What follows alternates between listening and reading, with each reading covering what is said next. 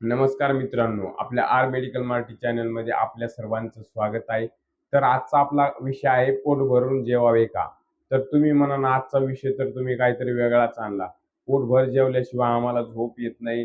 पोटभर जेवल्याशिवाय पोटभर नाही जेवलं तर कसं होईल?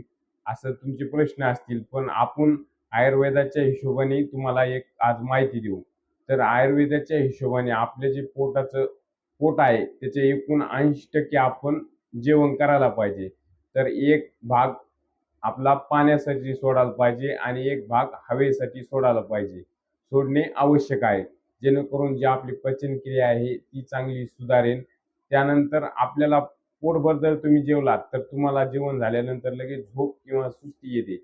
याचं कारण काय? तर आपल्या ज्या पोटाचा पोटाला पोटापर्यंत रक्त जे आहे आपलं रक्तप्रवाह जास्त होतो. त्यानंतर आपला पोटापर्यंत रक्तप्रवाह जास्त झाल्यामुळे आपल्या जे मेंदूला जे रक्त आहे त्याचा पुरवठा कमी होतो.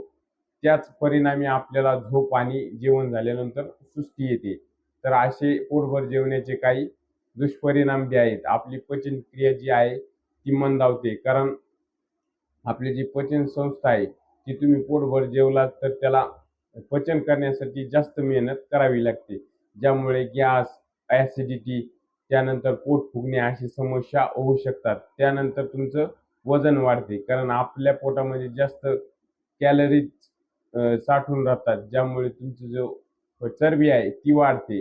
जेणेकरून तुमचं जे वजन वाढते.